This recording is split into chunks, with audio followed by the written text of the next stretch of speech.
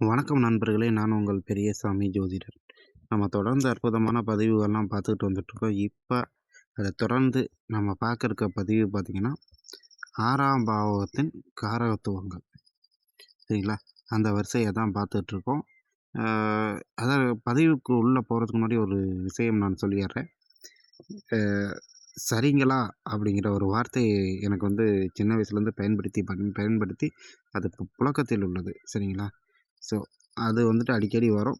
அத கேட்க விருப்பம் இல்லாதவர்கள் இந்த வீடியோவ நீங்க அவாய்ட் பண்ணிக்கலாம்.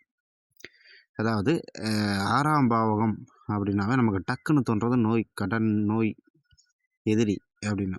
அத தாண்டி உத்தியோகம், மற்றவர்கள் நம்மள இடையூறு செய்றது, பொருள் இழப்பு, சண்டை, கலகம், சந்தேக புத்தி, வம்பு வழக்கு, கோர்ட்டு கேஸு,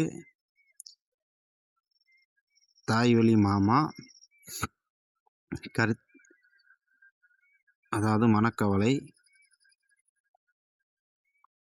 கஞ்சத்தனமா இருக்கிறது, கொடூர எண்ணம் கொண்டது,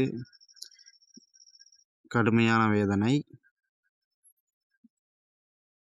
பலருடன் பகை ஏற்படுதல், கண் நோய். இது 5ஆம் பாவத்திற்கு 2ஆம் பாவம். ஸோ, அ அதாவது தாத்தாக்கள்ல யாருக்காவது நம்ம பூர்வீகத்தில கண் நோய் இருக்கா அப்படின்னு செக் பண்ணிக்கிறதுக்கு. பாட்டன், பூட்டன் இப்படி நம்ம எடுத்துக்கலாம். யாசகம் பெறுதல், அ நேரம் தவறி உணவு உட்கொள்ளுதல், பங்காளி வழியில் பிரச்சனை, வயிறு வலி, சிறுநீரக கோளாறு, வேலைக்காரர்கள், விஷ சந்துக்கள், அப்புறம் உணவுகளில் விஷம் கலத்தல், இது போன்ற விஷயங்களையும், தண்ணீரில் கண்டம் உண்டா இல்லையா என்பதை கண்டுபிடிக்கிறதுக்கும், கபம், வீட்டு வாடகை,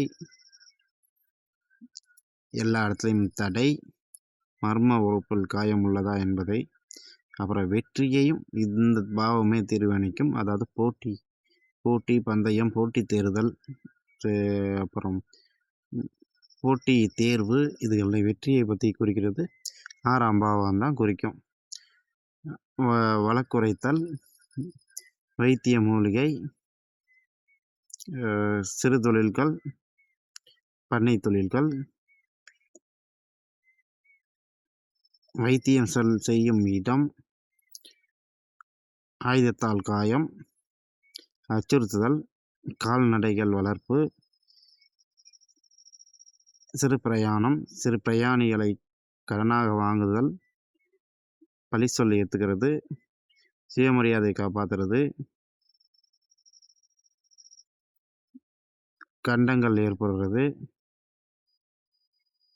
இது போன்ற காரகத்துவங்கள் 6ஆம் பாவகத்தில் உள்ளது. சரிங்களா? நன்றி நேயர்களே.